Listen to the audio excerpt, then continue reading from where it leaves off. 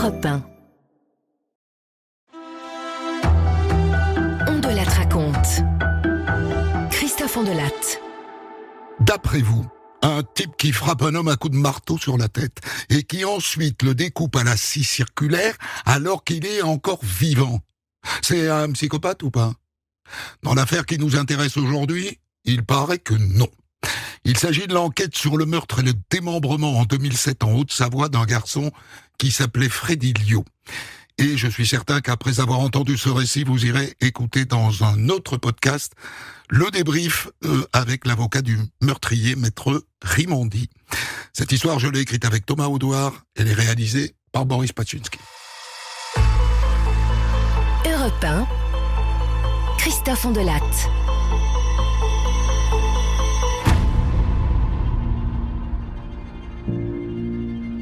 Cette histoire commence par un terrible coup de téléphone.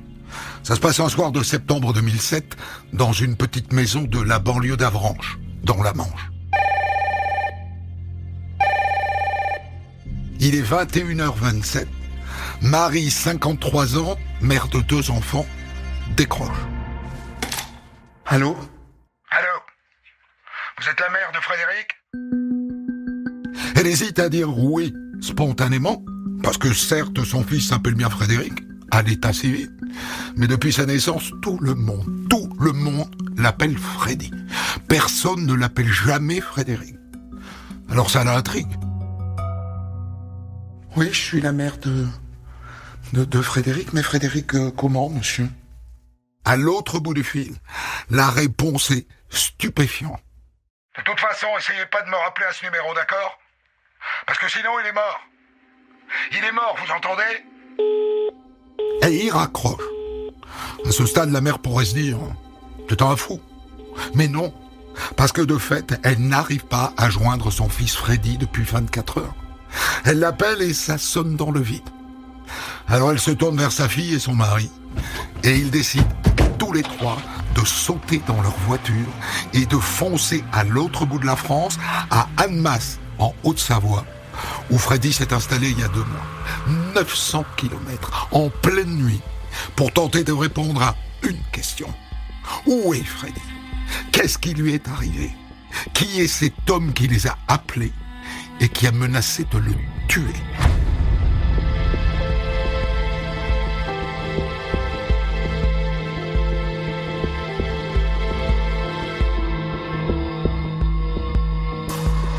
Après une nuit à traverser la France d'ouest en est, le pire des scénarios, les parents et la sœur de Freddy arrivent à Annemasse vers 10h du matin. Et ils vont tout droit à l'adresse que Freddy leur a donnée. Un hôtel, le Splendide, où il leur a dit qu'il louait une chambre à la semaine. Le Splendide, tu parles. L'hôtel en question est un infâme gourbi. Mais bon, à 25 ans, Freddy est carreleur.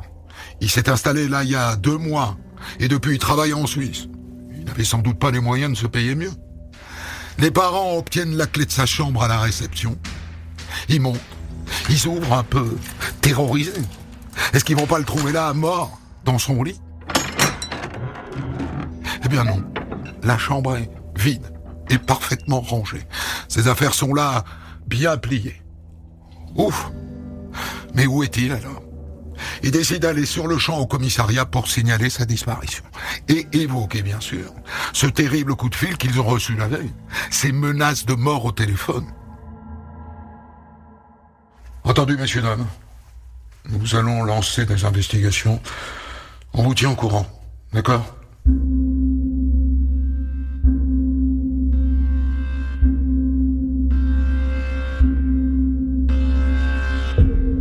Le soir même, à Gaillard, dans la banlieue d'Annemasse, tout près de la rivière Lavre, une patrouille tombe sur une voiture à moitié calcinée.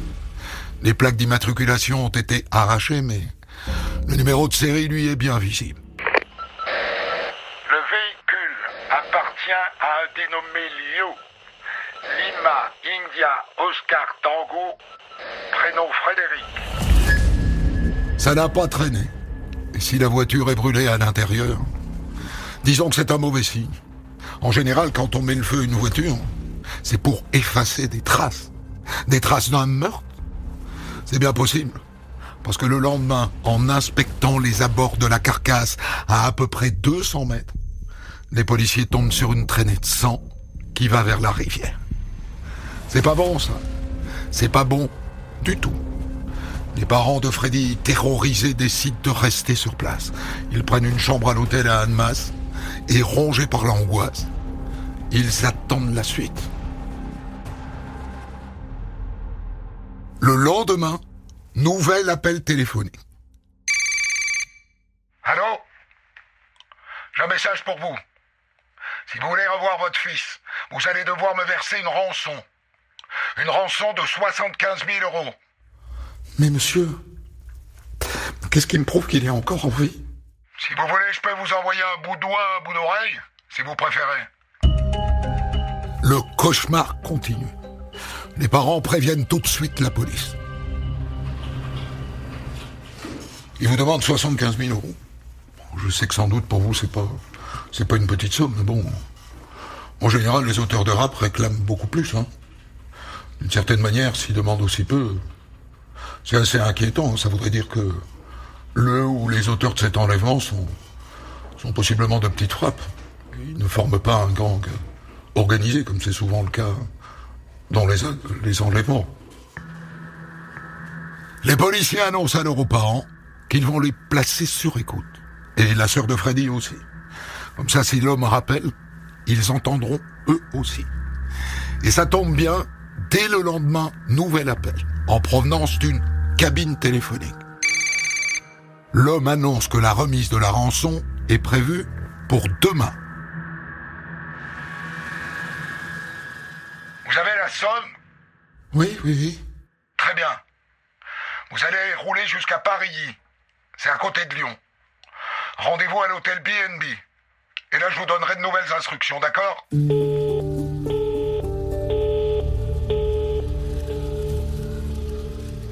Le lendemain, c'est évidemment une policière qui se met au volant de la voiture à la place de la mère, avec les 75 000 € posés sur le siège passager. Et à peine arrivée devant l'hôtel B&B de Paris, nouvel appel du ravisseur.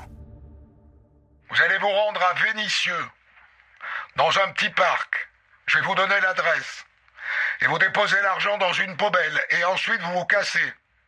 Et moi, je viendrai récupérer l'argent. Et c'est ce que fait la policière.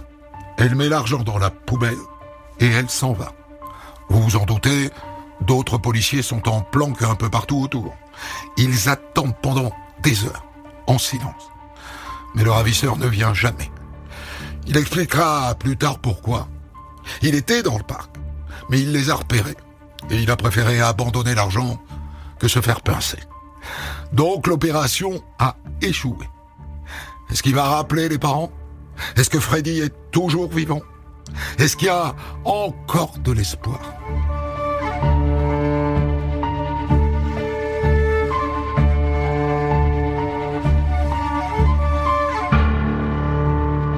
Le dimanche qui suit, à 1 kilomètre à peu près de l'endroit où on a retrouvé la voiture à moitié carbonisée de Freddy, des promeneurs aperçoivent une forme qui flotte dans l'eau de la rivière Lave. Une forme qui laisse peu de doute. De toute évidence, c'est un cadavre. Alors ils appellent les secours. Le corps est remonté sur la berge. C'est un tronc, un corps sans bras, sans jambes et sans tête. On découvre l'un des bras 2 jours plus tard, un peu plus bas dans la rivière, en territoire suisse. Et puis dans la foulée, des jeunes qui pratiquent le rafting sur l'Avre localisent une jambe sur la berge. Et puis la deuxième jambe est retrouvée un peu plus bas, coincée dans un barrage. Et puis finalement, le deuxième bras. Mais il manque la tête. La tête qu'on ne retrouvera jamais. Alors est-ce que ce cadavre en quitte est celui de Freddy Liot? La réponse est oui. Freddy a donc été assassiné et son corps démembré. Pourquoi? Par qui? Parce que c'est une chose de tuer quelqu'un, mais découper son cadavre en morceaux, c'est autre chose. On a affaire à un psychopathe.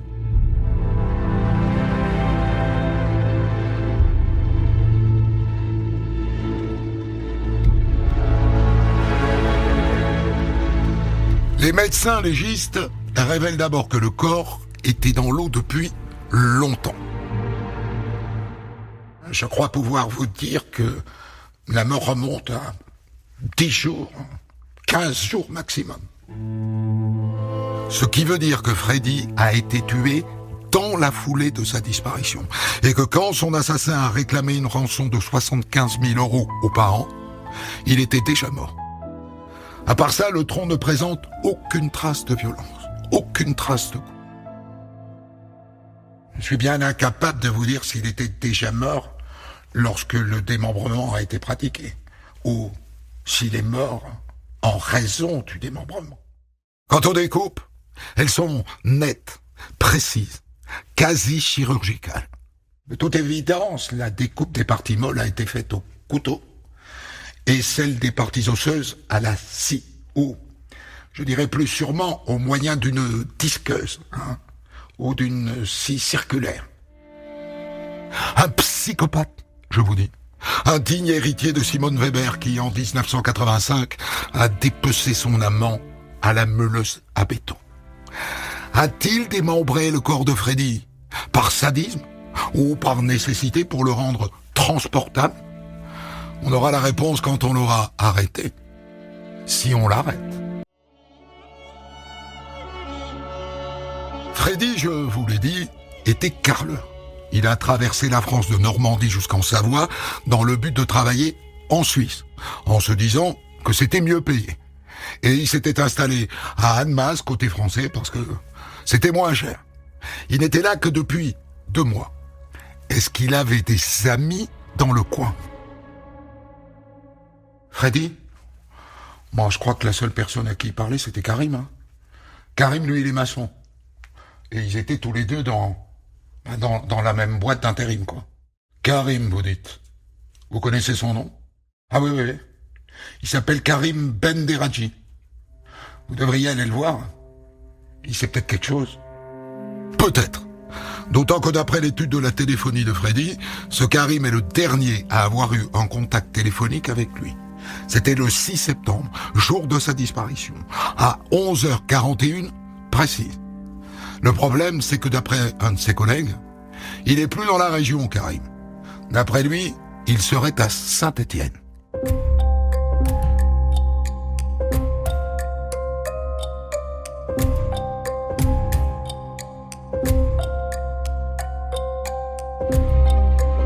Karim Benderadji est interpellé à Saint-Étienne le 25 septembre, c'est-à-dire 3 semaines après la mort de Freddy. Et je préfère vous le dire tout de suite, il n'est pas arrêté comme témoin, mais comme suspect. Pourquoi? Eh bien parce qu'entre-temps, les policiers ont trouvé ses empreintes dans la cabine téléphonique depuis laquelle le pseudo-ravisseur a appelé les parents pour leur réclamer de l'argent. Et donc il est placé en garde à vue et ramené en Haute-Savoie. Et maintenant, voyons ce qu'il a dans le ventre. D'entrée, les policiers lui font écouter les enregistrements des appels téléphoniques passés aux parents de Freddy. Vous avez la somme? Oui, oui, oui. Très bien. Vous allez rouler jusqu'à Paris. C'est à côté de Lyon. Rendez-vous à l'hôtel B&B. Et là, je vous donnerai de nouvelles instructions, d'accord? C'est sa voix, pas de doute. Et donc il comprend tout de suite qu'il ne va pas pouvoir embrouiller les flics. Vous voulez que je vous fasse des aveux? Et un peu mon neveu. Et donc il se met à raconter. Ce jour-là, il est venu à la maison pour que je lui coupe les cheveux. Alors je l'ai assis sur une chaise, je lui ai mis la serviette autour du cou, et puis à un moment je suis allé chercher un rasoir que j'avais dans la salle de bain. Et là, quand je suis revenu, je me suis aperçu que j'avais mis 450 € sur la table et ils y étaient plus. Il y avait que lui qui pouvait me les avoir volés. Alors je lui ai dit, Freddy, t'as intérêt à me les rendre. Et là, il m'a dit, non, c'est pas moi. Alors j'ai voulu vérifier, normal, et lui fouiller les poches. Et puis voilà, quoi, on a commencé à se bagarrer, mais il était plus fort que moi. Alors à un moment, moi j'ai attrapé un marteau. J'étais plus moi-même. Je me suis mis à le frapper à la tête. Je sais pas combien de fois, peut-être 3 fois.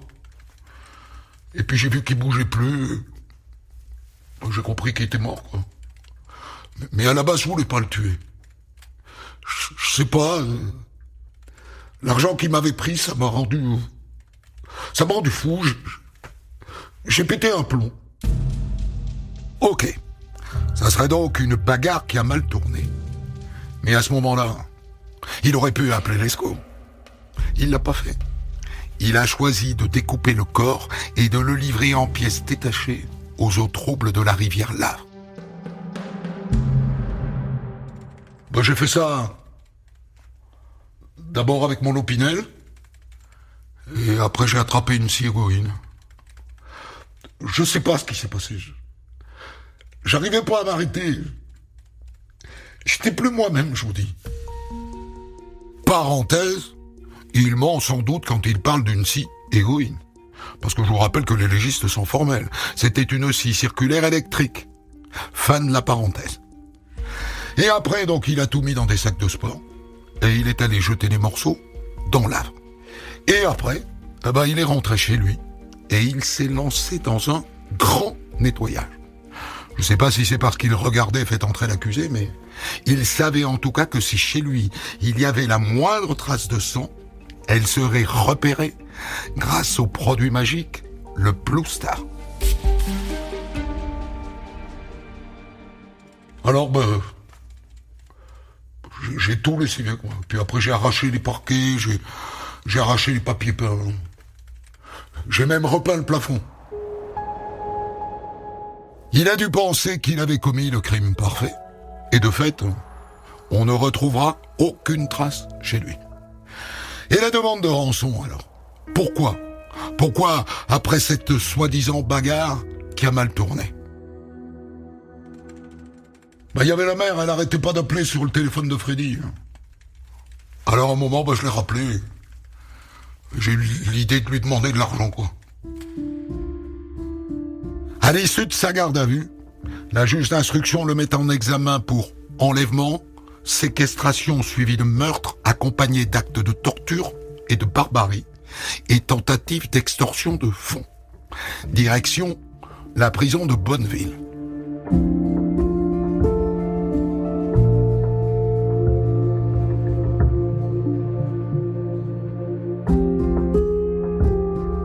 À partir de là, commence le temps de l'instruction. Et cette question, faut-il prendre pour argent comptant ce qu'il a dit lors de ses aveux? En sont-ils vraiment venus aux mains pour 450 €? L'arme du crime est-elle vraiment un marteau? Pour répondre à cette question, il faudrait savoir où est la tête. Elle est où la tête, monsieur Benderadji? Elle est où? Il sait pas. Il se souvient plus.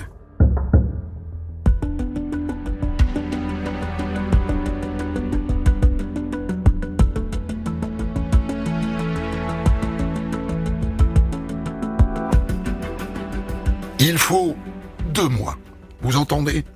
2 mois aux parents de Freddy pour récupérer ce qu'il reste du corps de leur fils. C'est-à-dire le tronc et les 4 membres soigneusement découpés. On finit par les leur rendre au mois de novembre, sans la tête, qu'on ne retrouvera jamais. Les obsèques ont lieu le 17 novembre à l'église de Pont, en Normandie.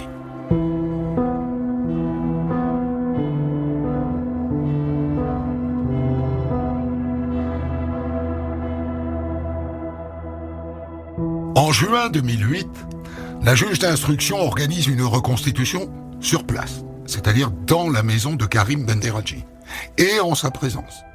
Et là, rebondissement, misérable rebondissement. En fait, c'est pas moi qui ai tué Freddy. J'ai menti. Allons bon.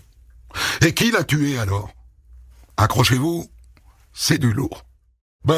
C'est 2 hommes en noir. Ils avaient des comptes à régler avec Freddy sur un trafic de drogue qu'ils faisaient ensemble. C'est eux qui l'ont tué. Et c'est pas moi non plus qui ai découpé le corps, je vous le jure. C'est ceux-là, c'est les 2 hommes en noir. Moi, j'ai fait qu'aller jeter les morceaux à la rivière, c'est tout. Les fameux hommes en noir. Vous pouvez pas savoir le nombre d'affaires criminelles dans lesquelles le suspect, pour se dédouaner, évoque misérablement des hommes en noir. En noir, hein.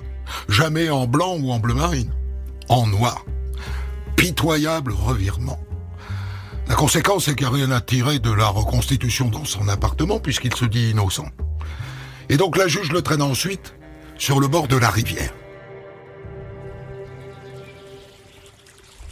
Bien, Monsieur Benderadji, je vais vous demander de reproduire précisément les gestes que vous avez faits lorsque vous avez jeté le tronc et les différents membres dans l'ave. Allez-y. Et il le fait, sans problème. Bilan, cette reconstitution n'a servi à rien.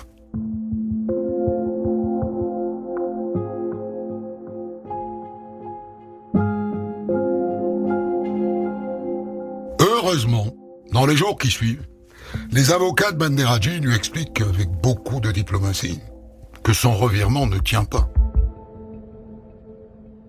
Enfin, personne ne va vous croire, Monsieur Benderadji. Et moi, je ne saurais que trop vous conseiller de revenir sur cet improbable scénario des hommes en noir et d'assumer votre meurtre.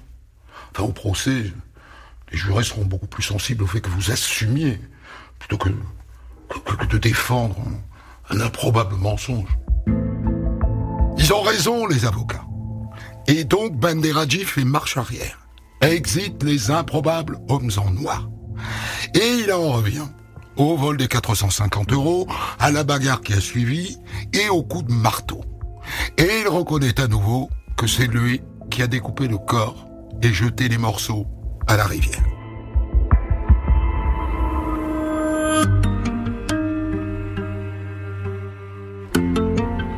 L'instruction cherche ensuite à répondre à une question cruciale. Freddy Liu était-il encore vivant quand Karim Benderadji a entamé la découpe de son corps? Lui dit que non. Lui dit qu'il était mort sous les coups de marteau. Bim, bim, bim.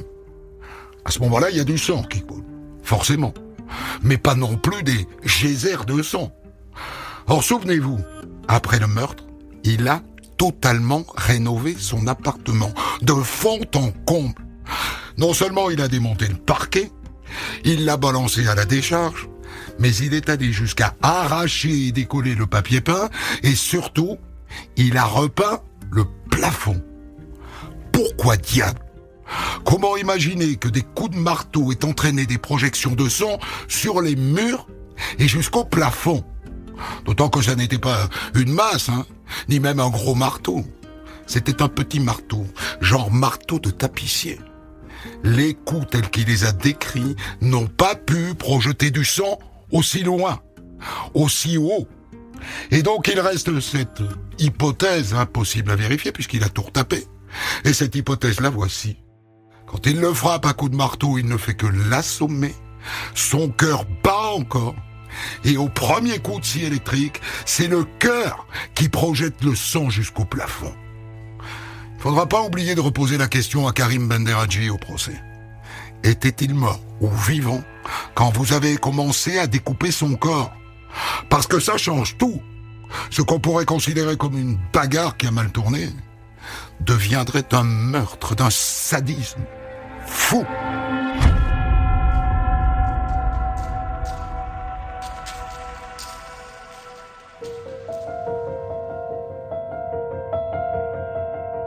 À la fin de son instruction, la juge est bien obligée de constater que, au moins l'un des motifs pour lesquels elle a mis Karim Benderadji en examen ne tient plus. L'enlèvement et la séquestration. Il n'a pas à enlever Freddy. Il l'a tué chez lui alors qu'il devait lui couper les cheveux. Il est donc renvoyé devant la cour d'assises pour meurtre et atteinte à l'intégrité d'un cadavre. Point. Et c'est déjà beaucoup. Mais il y a une conséquence. Il encourait la perpétuité. Désormais, il ne risque plus que 30 ans maximum.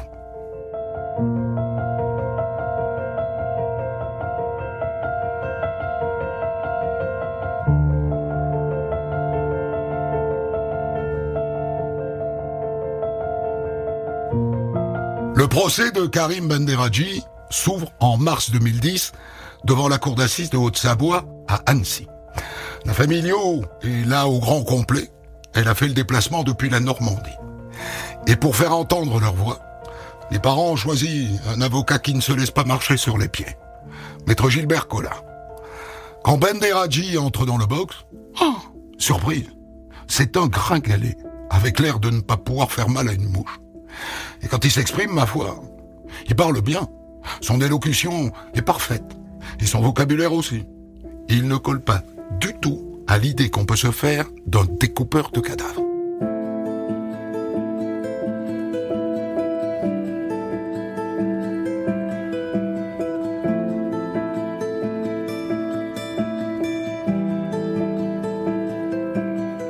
Assez vite, on en vient à la question la plus douloureuse de ce procès.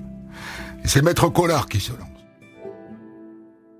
Monsieur Benderadji, pouvez-vous assurer devant cette cour que Monsieur Frédéric Luo était bien mort lorsque vous avez découpé son corps?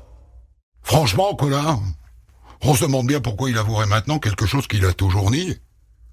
Et pourtant, ouais, je reconnais qu'il était encore vivant quand je l'ai découpé. Ses parents, sa sœur et toute sa famille, quand ils entendent ça. Heureusement, un expert vient un peu tempérer les choses. Il est fort probable qu'au moment où monsieur débute la découpe du corps, la victime est en état de mort cérébrale. Ce qui voudrait dire qu'il n'a pas souffert. Ouf! Ouf! Sauf que lui, à ce moment-là, il ne le sait pas. Il ne sait rien de la mort cérébrale. Il est maçon, pas médecin. D'où la question qui suit et qui est posée à l'expert psychiatre. Avons-nous affaire à un sociopathe ou à un psychopathe? La réponse est non. Il n'en a absolument pas le profil. Ok.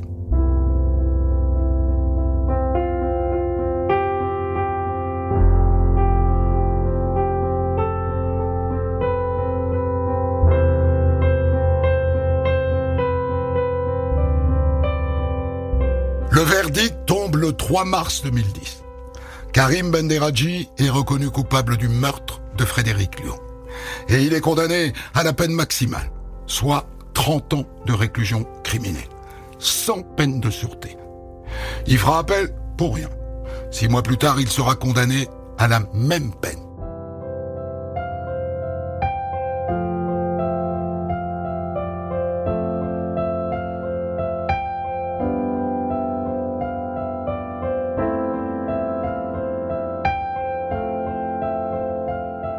Après l'annonce du verdict, une altercation a lieu devant la porte de la cour d'assises, quand le frère de Karim Benderadji apostrophe la sœur de Freddy. « C'est une peine trop lourde. Trop lourde, c'est extrême comme peine. » C'est extrême aussi comme crime, monsieur. Ondelat raconte. Christophe Ondelat. Je vais vous raconter aujourd'hui l'une des affaires criminelles les plus incroyables du début des années 2000. L'affaire Flactif. Toute une famille, le père, la mère et les 3 enfants, assassinés dans leur chalet de la station de ski du Grand Bornand, en Haute-Savoie. Il a fallu des mois d'enquête pour identifier l'assassin, David Otia, un voisin jaloux de leur richesse, qui n'a d'ailleurs jamais vraiment livré lui-même la moindre explication sur son geste, mais qui pendant des jours et des jours, avant son arrestation, a paradé avec sa femme devant les caméras pour dire « pique-pendre des morts, pique-pendre des Flactifs ». Et je vous ferai entendre d'ailleurs des extraits des nombreuses interviews qu'il a accordées avant d'être interpellé. Vous les avez sans doute déjà entendues, mais je vous jure qu'à les réécouter, on reste absolument stupéfait. Voici cette histoire que j'ai écrite avec Thomas Audouard, réalisation Céline Lebras. Europe 1, Christophe Ondelat.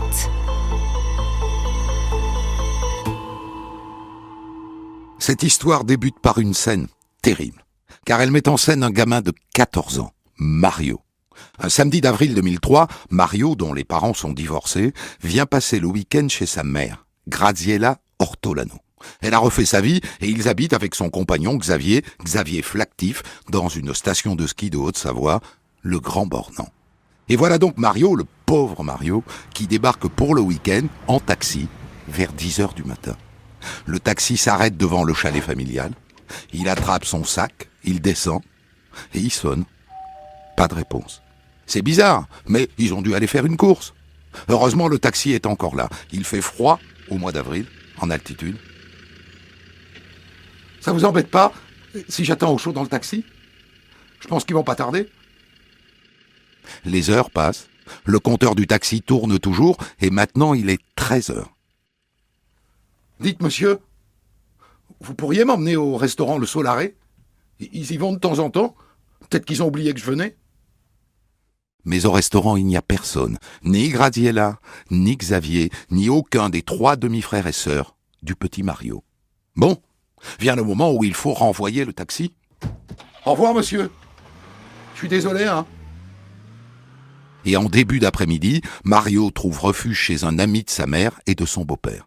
Et comme tout ça n'est pas normal, l'ami finit par aller au chalet. Et là, il s'aperçoit qu'une porte-fenêtre est restée ouverte. Alors il entre. Ça alors?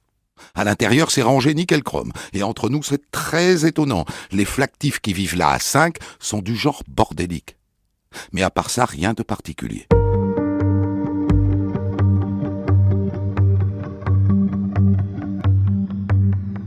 Le soir arrive, et Mario, de plus en plus inquiet, appelle sa grand-mère, Vincenza. « Oui, c'est ça, mamie. Ils sont pas là.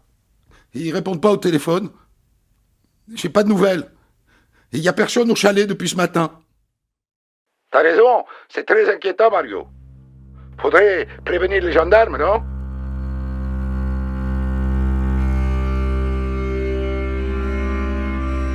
Les gendarmes tout de suite pensent à un accident de la route. D'autant qu'on leur raconte que Xavier, en général, conduit très vite, même sur les routes de montagne. Il a peut-être précipité toute sa famille au fond du ravin. Et donc on envoie des patrouilles fouiller les routes alentours. Mais ça ne donne rien. Le dimanche passe, aucune nouvelle. Et le lundi matin, les 3 enfants, les 3 demi-frères et sœurs du petit Mario, ne sont pas à l'école. Et là, les gendarmes décident de perquisitionner le chalet. Et un truc leur paraît tout de suite bizarre. Il y a une marmite pleine sur la cuisinière.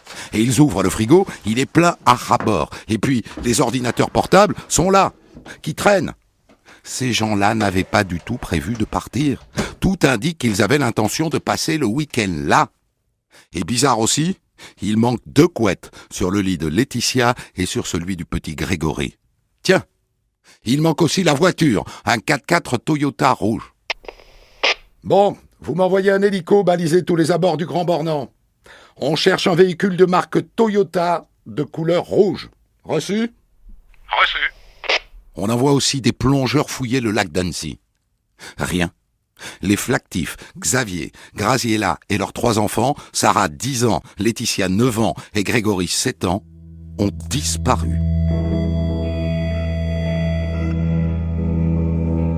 48 heures après leur disparition, le procureur de la République ordonne une 2e perquisition du chalet. Et là, grosse surprise. Vous vous souvenez des ordinateurs? Eh bien, ils sont plus là. Et il manque aussi des dossiers qui étaient là lors de la première visite.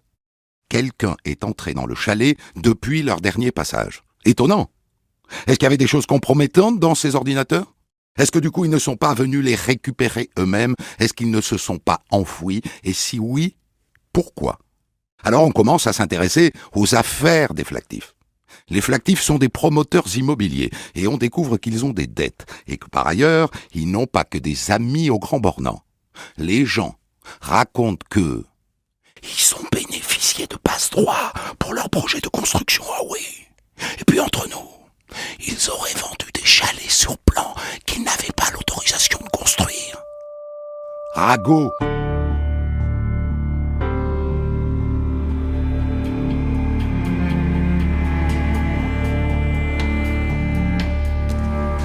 Le 17 avril, ça fait 6 jours que les flactifs ont disparu, les gendarmes reviennent une 3e fois au chalet. Mais cette fois-ci avec des experts. Et au bout d'1 heure, les experts appellent leur commandant. Ça sent pas très bon, hein, chef? On a trouvé des choses inquiétantes. Ils ont trouvé des traces entre les lattes du plancher. Du sang, et aussi des débris de verre sur le sol, et un morceau de dent, une molaire d'enfant. Et au pied d'un rideau, une douille de calibre 6,35. On les a tués. On les a tués. Et ça se confirme quand on s'aperçoit qu'une partie du tissu sur le mur de l'escalier a été arrachée récemment et que la moquette de la chambre de l'une des filles a été découpée sur une longueur d'1,20 m. Si vous ajoutez à ça la disparition des 2 couettes, on les a tués ici, chez eux.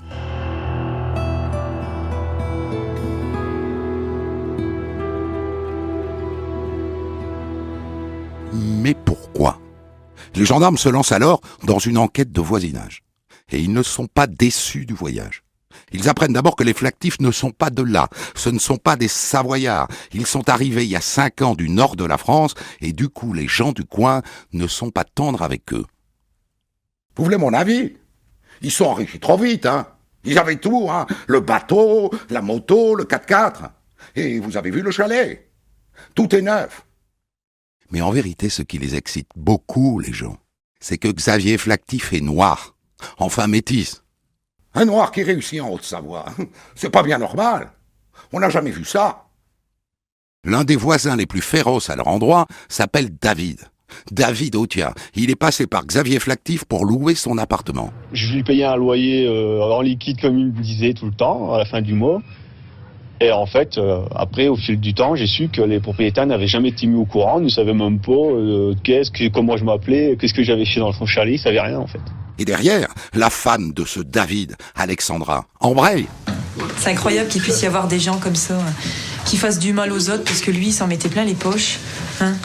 Je veux dire que le chalet où est-ce qu'il habite là-bas, c'est quelque chose. Il y a 400 mètres carrés habitables. Un sous-sol, vous pouvez mettre 3 bus dedans, tellement c'est immense. Cette femme, cette Alexandra, en rajoute encore une couche devant les caméras de TF1. Elle a travaillé pour les Flactifs. Je suis pas restée longtemps, je suis restée 1 semaine. Hein, parce que c'est un con. Hein, déjà, il prend les gens pour des esclaves. Donc, vous voyez, quand vous êtes en train de laver, que lui, il arrive, qu'il repiétine tout, que c'est pas sec, qu'il y a plein de traces, que vous êtes obligé de recommencer 3 fois parce qu'il en a rien à foutre. Et les gendarmes se mettent à fouiller la comptabilité et la paperasse des Flactifs. Et ils découvrent qu'ils ont 70 comptes bancaires, dont certains sont en Belgique et d'autres dans des paradis fiscaux.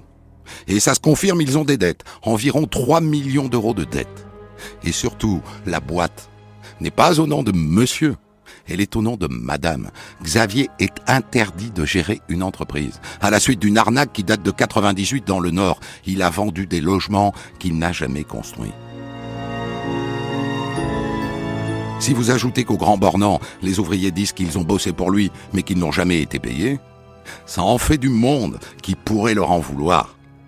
Et donc l'enquête s'oriente vers les gens du coin.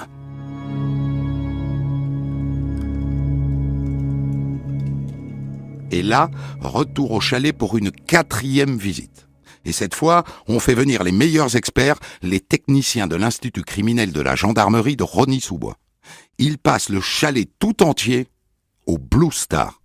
C'est un produit qui fait apparaître à la lumière noire des taches bleues fluorescentes, là où il y a du sang. Et il y en a partout. Partout, sur le sol, sur les meubles, sur les murs, sur les tissus. Et la forme des taches montre qu'on a nettoyé, qu'on a lessivé. Le Blue Star révèle 5 zones suspectes. 5. Une par membre de la famille Flactif. C'est un carnage qui a eu lieu ici. Et autant vous le dire tout de suite, malgré la présence de cette douille qu'on a retrouvée sur le sol, vu la quantité de sang et la forme des taches, on ne les a pas tués à coups de revolver ou de carabine, mais sans doute à coups de couteau. De couteau. 5 personnes, dont 3 enfants.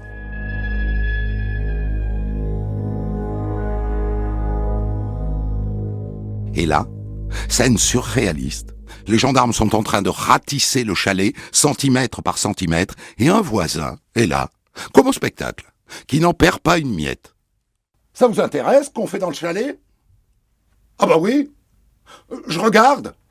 Ça m'intrigue. ce voisin. C'est le fameux David Otia qui a taillé un sacré costard aux victimes. Lui et sa femme Alexandra ont dit beaucoup de mal des Flactifs à toutes les équipes de télévision qui traînent dans la station. Et il est là au spectacle. Et du coup, en parlant avec lui, on s'aperçoit qu'il est peut-être le dernier à avoir vu les Flactifs vivants. Ah bah oui. Monsieur Flactif m'avait demandé un service. Remettre des clés à des touristes qui logeaient dans un de ses chalets. Et les touristes en question confirment. C'est bien ce David Otia qui leur a remis les clés. Moi, il y a un truc qu'on a trouvé étrange. Ce monsieur-là, Otia, il nous a pas fait faire d'état des lieux. Et puis le plus bizarre, c'est quelques heures plus tard, il est venu s'installer dans l'appartement d'à côté. Voilà, c'est tout ce que je peux vous dire. À force de faire le mariole, ce David Otia est en train de devenir suspect. Il n'y a pas que lui, Les gendarmes sont arrivés à une liste de 7 suspects. Mais lui, c'est le numéro 1. Là-dessus tombent les analyses génétiques réalisées sur les prélèvements faits dans le chalet. Et sans surprise, dans les différentes taches de sang, on a l'ADN des 5 membres de la famille Flactif. Le père, la mère et chacun des 3 enfants. Ils sont bien morts. Mais il y a un 6e ADN. Un ADN masculin qu'on retrouve à 22 endroits différents dans le chalet. C'est sans doute l'ADN du tueur. Et ça, c'est une excellente nouvelle. Il n'y aura qu'à faire passer un test ADN à chacun des suspects, et on saura. Tous les suspects acceptent de passer un coton-tige dans le creux de leur bouche pour effectuer un prélèvement ADN. Tous, sauf un. Le suspect numéro 1, évidemment. David Otia. Oh ben non, moi je veux pas. C'est ma liberté. Les gendarmes parlementent avec lui et il finit par accepter de fourrer le coton-tige dans sa bouche. Le temps d'analyser tout ça, et on saura. Mais en attendant, croyez-vous que cet Otia se tienne à carreau? Pas du tout. Il continue de faire le mariole devant les caméras, ici celle de l'émission 7 à 8 sur TF1. La séquence est absolument surréaliste. Il est filmé devant le chalet des Flactifs. Toute la longueur, là, c'est toute la salle séjour, là. C'est-à-dire, je sais plus comment c'est fait, frigo américain, grande gazinière, grande table, une table au moins de 20 personnes, de Louis, je sais pas quoi. Là-bas, c'est des fauteuils en cuir, je sais pas combien, grand écran. Bon, après, ça doit être l'escalier, en haut, c'est les chambres. Bon, j'ai jamais trop été traîné dans les chambres. Non. Mais il me semble que là, dans le coin, c'est son bureau, normalement. Là. Il est jaloux. Il est jaloux qu'il soit riche et pas lui. Point.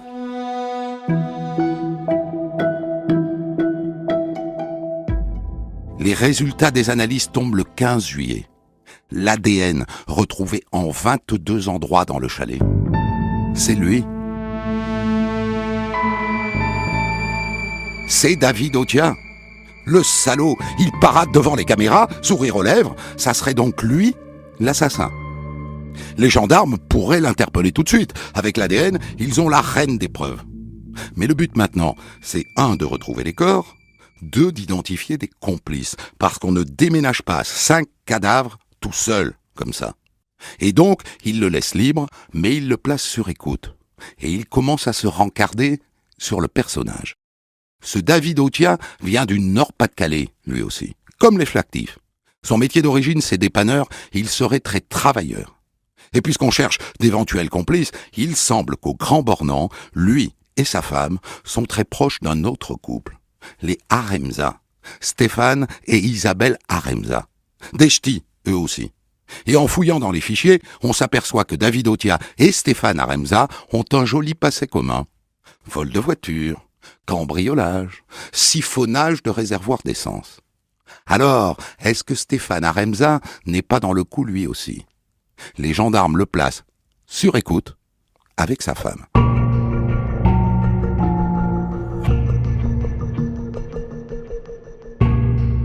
Et un jour, au téléphone, ils entendent Alexandra, la compagne de David Otia, dire « Moi, je suis pas bien depuis ce qui s'est passé au mois d'avril. » Et là, ils comprennent que le couple Otia se délite. Alexandra sort de plus en plus seule. Et David est fou de jalousie. Une autre fois, toujours au téléphone, Alexandra met en garde son compagnon au sujet d'Isabelle Aremza. « David, faut faire attention à Isabelle, hein. avec ce qui s'est passé au mois d'avril? Ils sont mûrs, comme on dit. Alors le 16 septembre 2003, 5 mois après la disparition de toute la famille Flactif, ils s'y mettent à 80 gendarmes pour aller interpeller le couple Otia et le couple Aremza. Au passage, leurs appartements respectifs sont perquisitionnés. Et bingo, chez David Otia et sa femme, on trouve 156 DVD qui appartiennent aux Flactifs. Et 2 téléphones portables qui leur appartiennent aussi. Et des skis d'enfants qui sont ceux des petits Flactifs. Misérables. Misérables.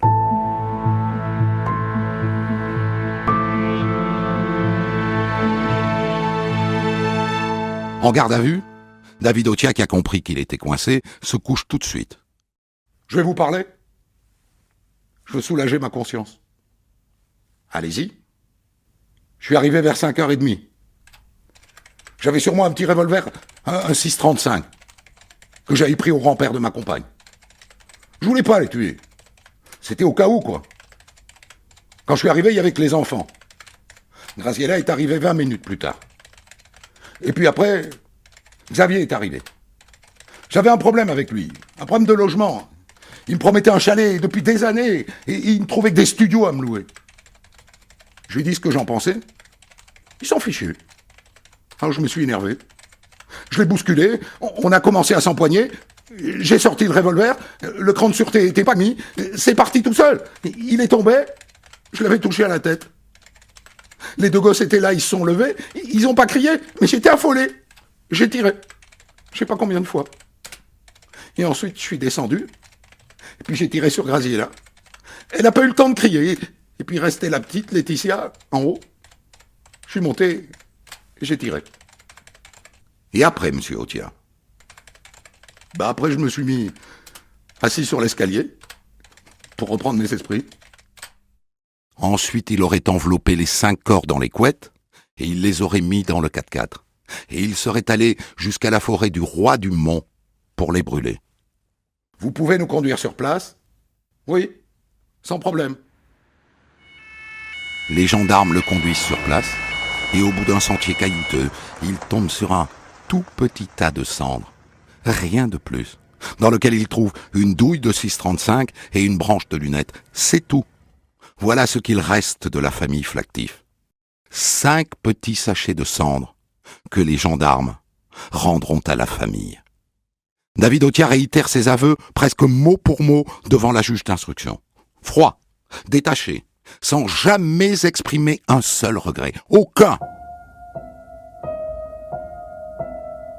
Donc, si on veut le croire, c'était un coup de folie. Il a perdu pied, il a pété les plombs, c'était presque un accident. Ah bon? Ça n'est pas ce que disent ses amis Aremza qui sont en garde à vue en même temps que lui. Eux, ils racontent une autre histoire.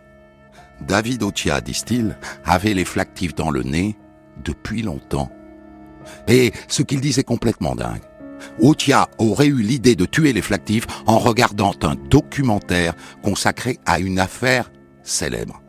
L'affaire Stranieri. Alfredo Stranieri est un tueur en série qui, à la fin des années 90, commettait des meurtres selon un scénario absolument unique.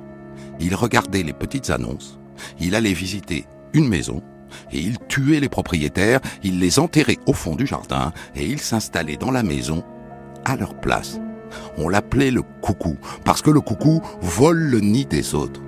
Et on a donc le mobile du meurtre de la famille Flactif. Il les a tués tous les 5 pour s'installer dans l'un de leurs chalets. Il les a tués pour avoir un logement. Dingue, dingue, dingue. Les Aremza racontent aux gendarmes qu'au début, ils l'ont suivi dans son délire. Et puis qu'au dernier moment, 2 jours avant, ils se sont dégonflés. Est-ce qu'on doit les croire? Parce que ils ont quand même donné un coup de main, hein? Ils avouent qu'ils ont participé au pillage du chalet après les meurtres. C'est pas très joli. Et c'est pas tout. C'est Alexandra Lefebvre qui a déplacé le 4x4 la nuit qui a suivi les meurtres. Et c'est Stéphane Aremza qui aurait fourni le gasoil pour brûler les corps. De bons amis. Vraiment. Et donc on met tout ce petit monde en examen et on envoie tout le monde derrière les barreaux.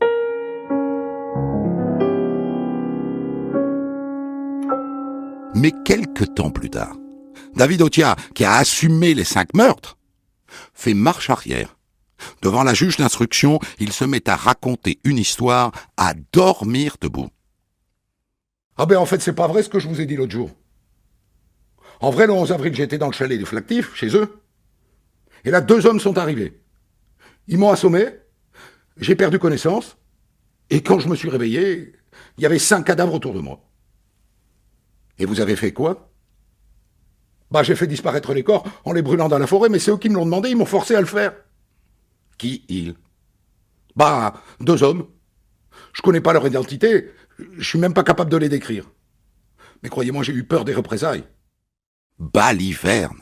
Baliverne, à laquelle il s'accroche au moment de la reconstitution, il refuse de refaire le geste des 5 meurtres, puisque ça n'est pas lui, puisque ce sont 2 hommes qui passaient par là. La juge organise aussi une reconstitution de la crémation des 5 corps. Je vous rappelle qu'on n'a retrouvé que 5 petits sachets de cendres. Ça ne brûle pas comme ça, des corps. Les gendarmes font brûler 5 cadavres de cochons pour en faire la démonstration. Il leur faut 800 kilos de bois pour les réduire en cendres. 800 kilos, presque 1 tonne de bois. Et David Otia dit qu'il a fait ça tout seul, et que ça a pris 1 heure. Impossible, impossible. Il avait forcément quelqu'un avec lui. Est-ce que c'est sa femme? Est-ce que c'est les Haremza? Ça sera à la cour d'assises de le dire.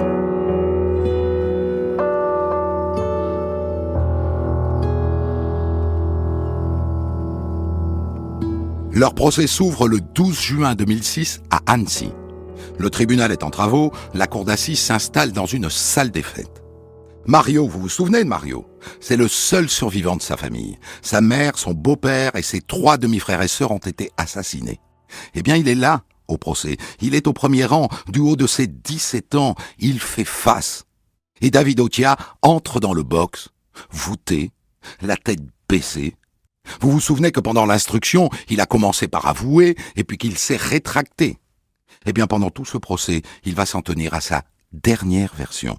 Celle des 2 hommes qui entrent dans le chalet, qui l'assomment, et quand il se réveille, tout le monde est mort. Sa seule erreur serait d'avoir brûlé les cadavres à leur demande. Il ne bougera pas là-dessus, même si personne n'y croit, personne. Et il oblige ses avocats à plaider qu'il est innocent et qu'il faut l'acquitter. Il est dans le déni. Les experts psychiatres viennent dire à la barre qu'on appelle ça un clivage. Quand on ne peut pas assumer ce qu'on a fait, on s'invente une histoire. Et entre nous, c'est le signe d'une dangerosité extrême. Mais est-ce que pour autant il est fou? Pour les psys, non. Pour les psys, il est normal.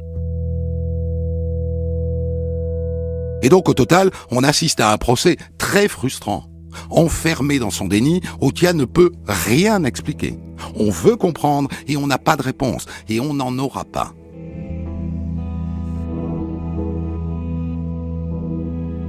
À un moment donné, on pense qu'Otia va craquer. Son ami Stéphane Haremza, au bord des larmes, le prend directement à partie. Mais putain, David! Dis-le, quoi! Dis que c'est toi qui as fait ça! Tu dois le dire! Assis à côté de lui dans le box, Otia ne le regarde pas. On se dit, il va craquer. Mais il ne craque pas.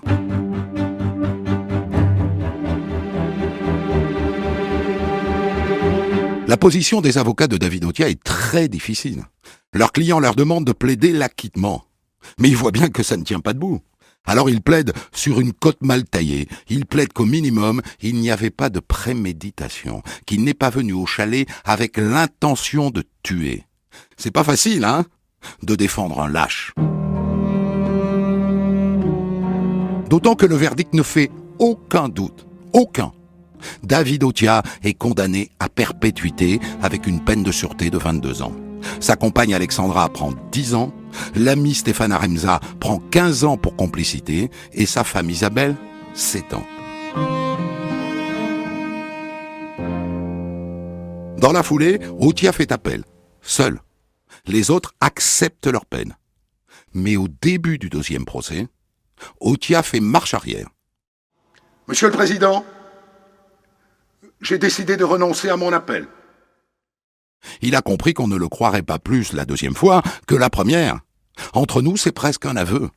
Et là, la famille Flactif demande. Est-ce qu'au moins il pourrait nous dire, ici, maintenant, qu'il les a tués? Dans le box, Otia répond par un sourire. Il n'a rien à ajouter. Europe 1. On de la raconte. Christophe Ondelatte. Un crime très ordinaire aujourd'hui. Et pour moi, c'est le plus passionnant des crimes, parce que c'est celui auquel on peut s'identifier. Vous verrez. Voici l'enquête sur l'assassinat de Jean-Luc Thiébaut en 2014 en Haute-Savoie. J'ai écrit cette histoire avec Thomas Audouard, réalisation Céline Lebras. Europe 1. Christophe Ondelatte.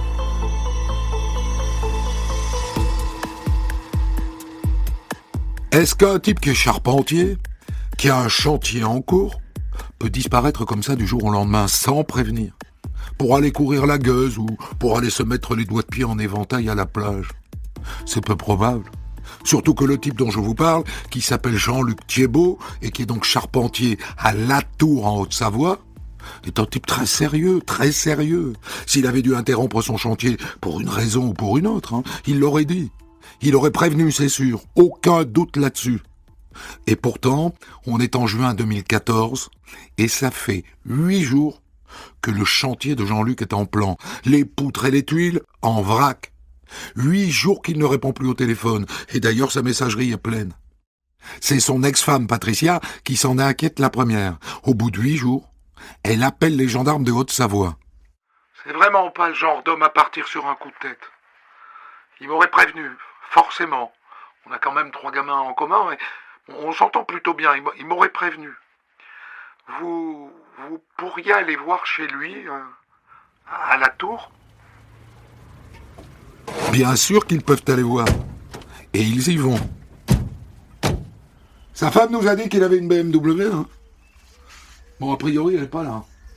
Et après, les gendarmes entrent dans la maison. S'il est parti, c'est de manière précipitée. Regarde, ses valises sont là. Son placard à en juger au premier coup d'œil, comme ça, il est plein, à craquer. Ah tiens, la vaisselle n'est pas faite. Et regarde les casseroles. Sur le gaz, elles sont pleines. Voyons, regarde le frigo. Il est plein. Ah, ça, en revanche, c'est plus inquiétant. Une bouteille de vin est fracassée sur le sol. Les gendarmes rappellent alors Patricia, l'ex-femme du disparu, et ils lui racontent la vaisselle pas faite, les casseroles pleines. Vous me dites qu'il n'a pas fait la vaisselle? Ah, ça, je peux vous dire que c'est inquiétant parce que Jean-Luc, il est maniaque, vous pouvez pas imaginer. C'est pas du tout le gars à laisser la vaisselle dans l'évier sans la faire. Eh ben moi non plus. Si je disparais un jour et qu'il y a de la vaisselle sale dans mon évier, c'est qu'il y a un souci. Bref, tout ça est très inquiétant. Et ça l'est encore plus quand les gendarmes reçoivent un appel de la belle-sœur de Jean-Luc Thiébaut. La dernière fois que j'ai eu Jean-Luc au téléphone, c'était il y a un peu plus de 8 jours. Le 27 mai. Un peu après 8 heures du soir. On était en train de discuter. Et là, j'ai clairement entendu qu'on sonnait à la porte. Et là, il m'a dit, je dois te laisser, je te rappelle tout à l'heure, je vais voir qui c'est. Et il m'a jamais rappelé. Et depuis, il répond à personne.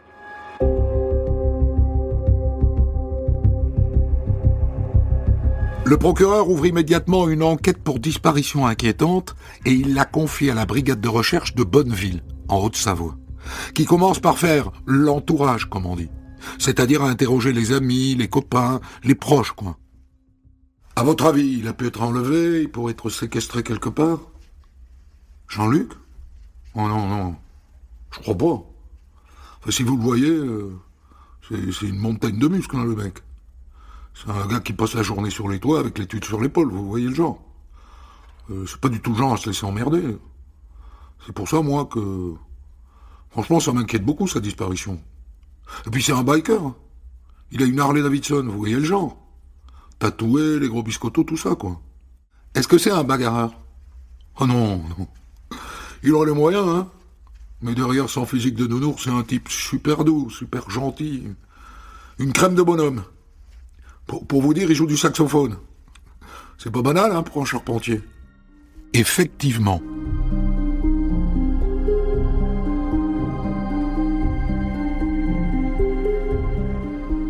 Et donc, les gendarmes se tournent à nouveau vers son ex-femme, Patricia, avec déjà dans la tête l'idée qu'il lui est arrivé quelque chose, et que peut-être on l'a tué. Vous lui connaissez des ennemis à votre ex-mari, madame? Franchement? Oui. Oui, un gars qui s'appelle José. Quand on était jeunes mariés, il y a une vingtaine d'années, on a pas mal sympathisé avec lui et sa femme Fabienne. Ils habitaient pas loin de chez nous, à 4 kilomètres à Saint-Jean-de-Tholomée. José, il est dans l'horlogerie, en Suisse. Bref, on se voyait beaucoup. Et mon Jean-Luc, ça, je l'ai vu tout de suite, hein. Il en pensait pour Fabienne, la femme de José. D'ailleurs, il s'en cachait pas. Il est comme ça, Jean-Luc.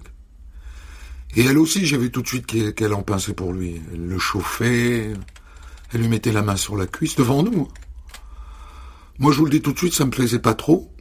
On venait de se marier quand même, hein. Et un jour, j'ai dit à José, ta femme, je suis sûr qu'elle couche avec mon mec. Et José, il l'a très mal pris, ça. Je le comprends, hein. Et elle raconte ensuite qu'un jour, les deux couples ont décidé de tout mettre sur la table, tous les quatre, les yeux dans les yeux. Et Fabienne, il a fallu qu'elle fasse des excuses, hein, auprès de José. Et auprès de moi, d'ailleurs, forcément. Et bon, on a décidé, José et moi, de leur pardonner à l'un à l'autre, de tourner de tourner la page, de passer à autre chose. Et tous les deux, Jean-Luc et Fabienne, ils ont promis d'arrêter, quoi. Et on a continué à se voir comme si de rien n'était.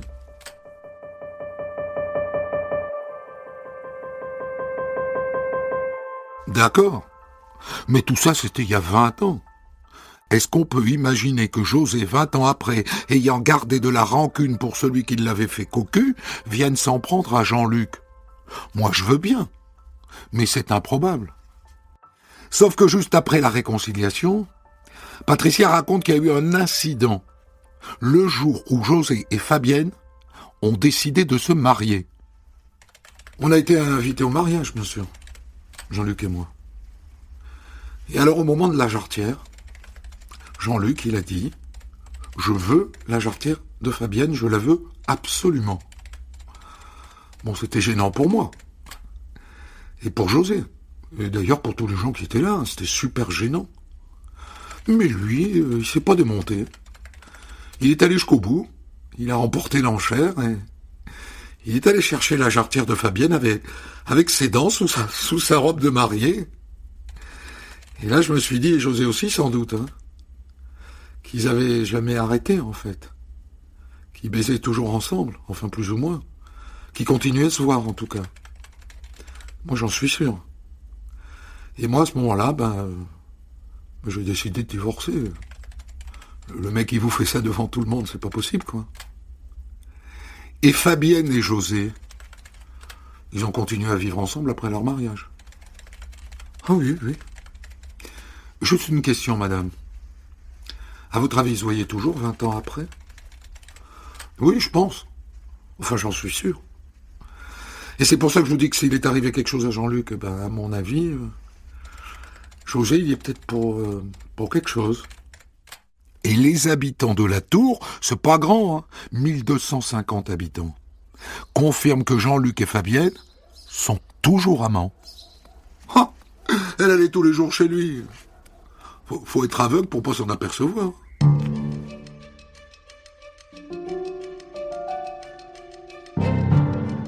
Je ne sais pas ce que vous en pensez. Mais là, ça commence à devenir vraiment intéressant. Surtout que les gendarmes découvrent que ces derniers temps, José a écrit à Jean-Luc des messages assez fleuris. Connard! Enfoiré! Fils de pute! Et à ce moment-là, les gens du village racontent que José a commencé à leur dire des trucs inquiétants. Ah, moi, il m'a dit, un jour, je vais le buter, Jean-Luc. Et il me l'a dit, hein, devant moi. Le buter? Décidément, ça commence à devenir une piste très intéressante. Le mari cocu qui règle son compte à l'amant de sa femme. C'est un classique. Un crime passionnel, comme on dit.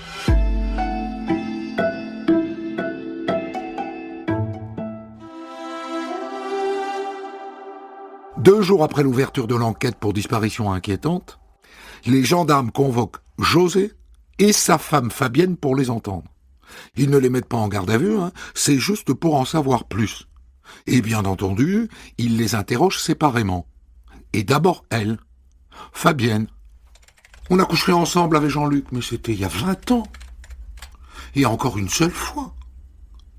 Et c'est parce que Jean-Luc a beaucoup insisté, genre relou, vous voyez. Après, c'était un beau mec, ça c'est vrai. Et ça ne s'est jamais renouvelé. Mais non, jamais. Je lui ai mis les points sur les i. Je lui ai dit que j'avais pas envie que ça se reproduise, et puis voilà. Qu'il restait mon ami. Mais rien de plus. Vous y croyez ? Moi pas trop. Je connais la nature humaine.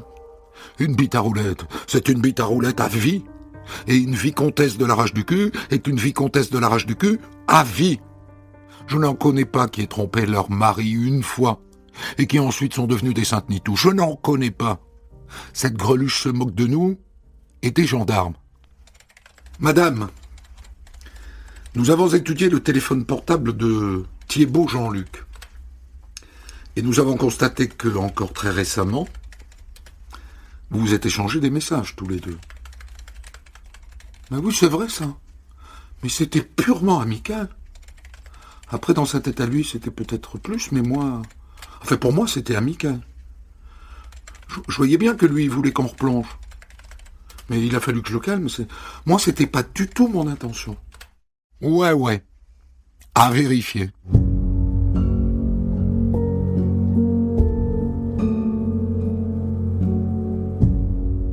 Et lui, José, comment est-ce qu'il se dépatouille avec tout ça face aux gendarmes ?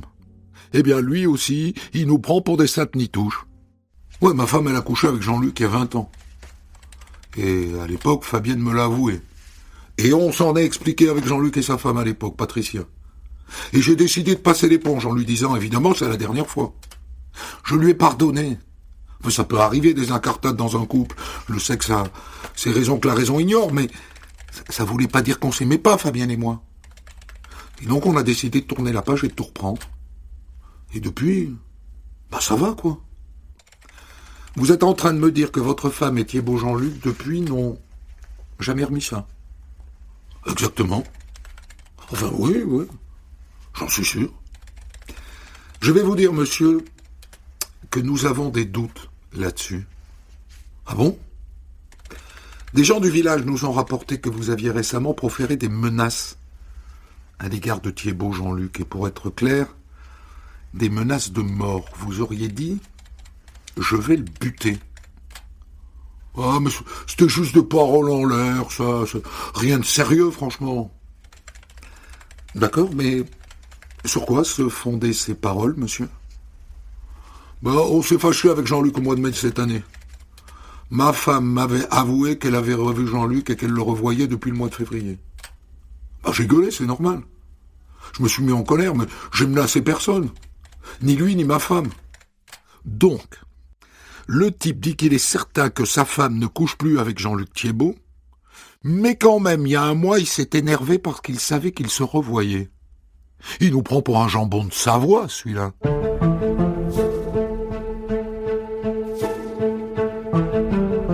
Après, il y a quand même un truc qui ne colle pas. Jean-Luc Thiébaut, c'est musclore. Alors que lui, José, c'est un gringalet d'1m60 et 70 kilos tout mouillé. Il n'a pas pu faire le poids ou contraindre Jean-Luc à quoi que ce soit. Et s'il n'y était pour rien, le petit José. La piste du mari cocu est séduisante, mais à ce stade, les gendarmes se disent qu'il faudrait peut-être chercher d'autres pistes. Ou peut-être pas de piste du tout. Parce que Fabienne vient de leur en apprendre une bien bonne. Vous me dites que Jean-Luc, il a disparu. Mais il continue à m'envoyer des SMS, y compris ces derniers jours. Donc, il serait vivant. Les gendarmes seraient en train de perdre leur temps. Vous pouvez me les montrer, ces SMS, madame? Oui. Tenez, regardez. Elle n'a pas menti. Elle a bien reçu des messages de Jean-Luc depuis sa soi-disant disparition. Le 5 et le 6 juin précisément, c'est-à-dire 2 jours avant que Patricia, son ex-femme, ne commence à s'inquiéter de ne pas avoir de nouvelles. Bon. Ah ben donc il est parti de son plein gré. C'est possible, hein? Mais c'est pas certain. Cela dit, d'autres proches ont eux aussi reçu des SMS. En revanche, personne ne lui a parlé. Et du coup, les copains ont du mal à y croire. Oh mais Jean-Luc, les SMS, c'est pas du tout son truc. Il préfère largement parler aux gens en direct, hein, ou au pire, il laisse un message vocal. Mais les SMS, non. Et l'un des propres fils de Jean-Luc, le cadet, lui aussi a un doute. Moi aussi, j'ai reçu des SMS de papa, plusieurs. Mais je vais vous dire, c'est pas lui qui les a écrits. Ah bon, qu'est-ce qui vous laisse penser ça, jeune homme? Mon père, il est nul en orthographe. Il fait une faute à chaque mot, normalement. Et là, c'est impeccable, il n'y a pas de faute. Donc, moi, je pense que c'est quelqu'un d'autre qui est au bout du fil. Et le gamin en doute d'autant plus qu'ils ont un code avec son père. Un code que personne ne connaît, à part eux deux. C'est un truc idiot, hein. Mais quand j'écris à mon père chocolat, il me répond vanille. Ça fait des années qu'on fait ça. Et donc là, j'ai répondu à un de ses messages en disant « Coucou, ça va? Chocolat ?» Et là, il m'a répondu « Oui, ça va. » Et c'est tout. Alors c'est sûr que c'est pas lui qui écrit les messages. Alors qui? Celui qui l'a tué, par exemple? Et si je dis qu'il l'a tué, c'est parce que les gendarmes viennent de recevoir un appel. Les dirigeants d'une usine à 2 kilomètres de chez les Thiebaud. Ils viennent de faire une étrange découverte. Sur le parking, là, chez nous, on a trouvé une drôle de flaque, mais une grosse flaque, hein, qui fait au moins 3 mètres de diamètre. Et franchement, on dirait du sang, hein. Vous devriez venir voir. Et quand les gendarmes arrivent sur place, ils constatent que c'est du sang, effectivement.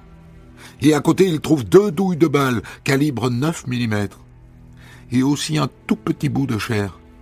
Et des morceaux de verre, on dirait des débris d'une vitre de voiture. C'est une scène de crime. Et le labo confirme assez vite que c'est le sang de Jean-Luc Thiebaud. Il est mort. On l'a tué. Et les morts envoient très rarement des SMS.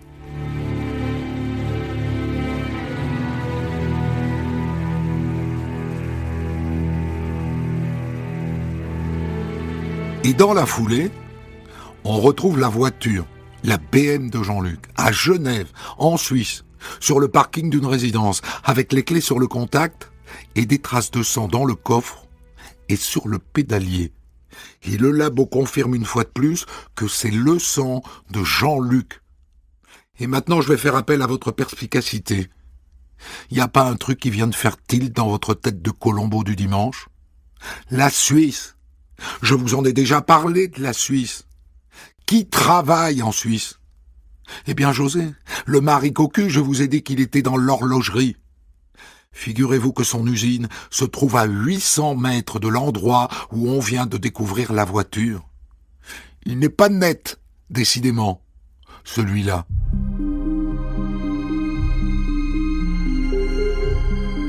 D'autant que ça se confirme. Jean-Luc et Fabienne continuaient de faire crac-crac régulièrement. Les voisins racontent qu'elle venait chez lui tous les jours, entre midi et 2 heures. Une partie de jambes en l'air quotidienne. Fabienne a menti. Elle n'a jamais arrêté de le voir depuis 20 ans. Et donc les gendarmes la convoquent à nouveau. C'est vrai que ça marchait plus trop avec José, vous savez, bon, après 20 ans de mariage, ce sont des choses qui arrivent. Il passe beaucoup de temps à s'occuper de ses équipes de football, de sa mairie, et beaucoup plus qu'à s'occuper de moi. Hein. Il me délaisse. Et donc j'ai trouvé avec Jean-Luc du réconfort.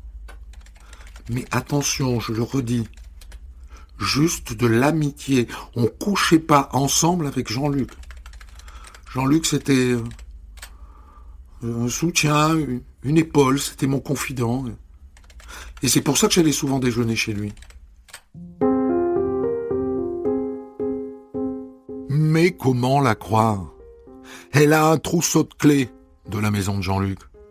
Et chez lui, elle a ses produits de toilette, elle a une brosse à dents, elle a une robe de chambre, elle a une chemise de nuit, elle a des pantoufles. Vous en connaissez, vous, des gens qui laissent tout ça chez leurs confidents?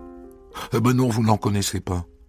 Et les gendarmes recueillent encore d'autres témoignages de copains qui prouvent que José était au courant. Moi, ce que je sais, c'est qu'il fouillait tout le temps son téléphone et son ordinateur. Et que le soir, quand elle allait se coucher, il allait regarder sa culotte dans le panier à linge pour savoir s'il n'y avait pas des traces, quoi. Enfin, vous voyez ce que je veux dire. Il savait, José. Et mieux que ça, il les a surpris ensemble. C'était un mois avant la disparition de Jean-Luc. Il les a surpris. Bah oui, un mois avant qu'ils disparaissent. Le week-end du 1er mai. Fabienne lui avait dit qu'elle allait passer le week-end dans le sud avec les enfants pour souffler. Et donc José, il l'a laissé partir. Mais il s'est pointé là-bas. Et là, il a découvert que Jean-Luc était là aussi. Et donc, il a demandé à Fabienne de choisir, et Fabienne, elle a choisi Jean-Luc. Devant lui. Quelle menteuse, cette Fabienne! Mais devant le gendarme, elle ne se démonte pas. Oui. Jean-Luc, il est passé me voir ce week-end-là. Mais c'est parce qu'il était de passage dans le coin. Il est juste passé me voir, c'est tout. Je voudrais bien vous croire, madame, si on n'avait pas retrouvé vos pantoufles chez monsieur Thiebaud. C'est Jean-Luc qui me les a achetées pour que je me déchausse quand j'arrive chez lui, c'est tout. Et la brosse à dents? Oh ben ça c'est parce que je me brosse les dents après chaque repas. Elle a réponse à tout. Et elle se paye notre poire.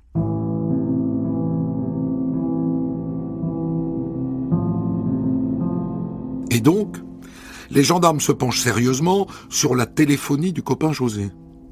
Et figurez-vous que depuis que Jean-Luc a disparu, les deux téléphones bornent en permanence, en même temps, au même endroit. Comme s'ils étaient dans la même poche. Et le jour du crime, ils sont allés tous les deux en Suisse, ensemble. Plus de doute. José, dont je peux maintenant vous donner le nom, José Evangelista, est mêlé d'une manière ou d'une autre à la disparition de Jean-Luc Thiebaud, et sans doute à son meurtre. Alors le juge le met en examen pour assassinat et il l'envoie au Niouf. Et je peux vous dire que ça fait un peu de bruit parce que José Evangelista est conseiller municipal de sa commune de Saint-Jean-de-Tholomé.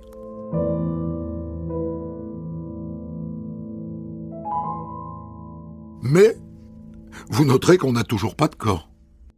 Alors, les gendarmes vont chez José Evangelista avec un chien renifleur de cadavres. Et le chien se met immédiatement à frétiller de la queue. Et il prend la direction d'un bois tout à côté de chez Evangelista. Et au bout de 300 mètres, il s'arrête. À l'endroit où le clébard s'est arrêté, il y a un tout petit bout de tissu qui dépasse. Les gendarmes se mettent à creuser pas longtemps. Et à peu près 70 cm de profondeur, ils tombent sur le cadavre de Jean-Luc Thiebaud. Et l'autopsie confirme qu'il a été abattu de 2 balles de 9 mm.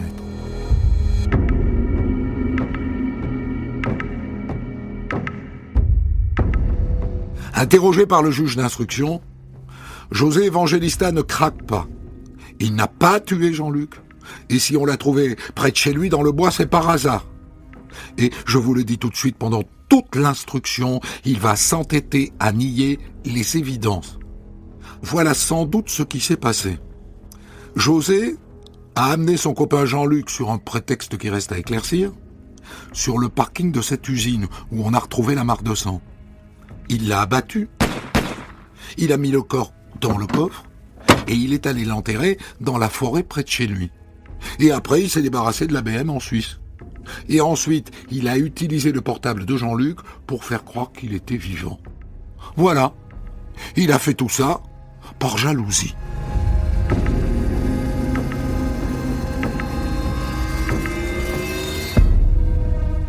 Le procès de José Evangelista s'ouvre en novembre 2016 devant la cour d'assises d'Annecy. Lui, José, assez vainement, nie tout en bloc. C'est pas moi qui l'ai tué. Je vous dis que c'est pas moi. Et sa femme Fabienne s'évertue elle aussi à nier les évidences. Jean-Luc, c'était mon ami. C'était mon confident. Mais c'était pas mon amant, pas du tout. Mais le dossier d'enquête est accablant. Alors l'avocat de José, maître Dufour, fait ce qu'il peut. Regardez mon client. Regardez-le. Il est tout petit. Il est tout maigre.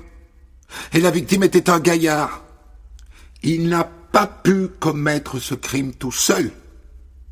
Il y a une piste qui n'a jamais été explorée. La piste d'un complice. Mon client est peut-être là sur les lieux du crime, mais il y a un autre homme. Et peut-être que c'est cet autre homme qui tue.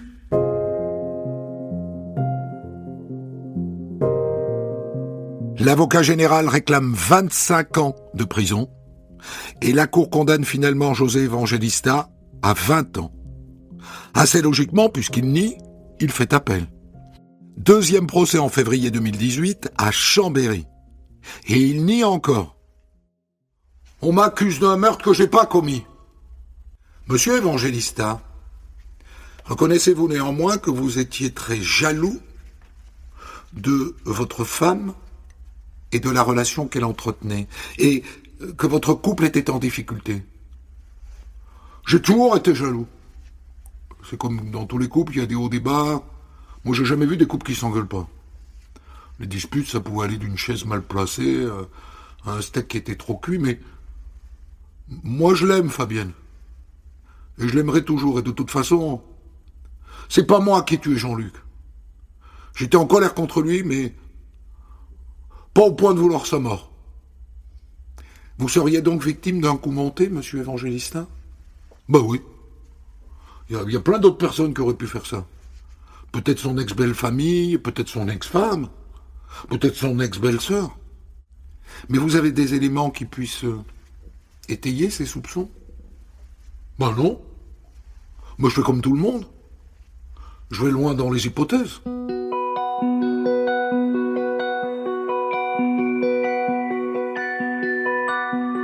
Et il a eu tort de faire appel. Parce que cette fois, il prend 3 ans de plus, 23 ans de réclusion criminelle. Et ses avocats annoncent qu'il va continuer à se battre pour faire valoir son innocence.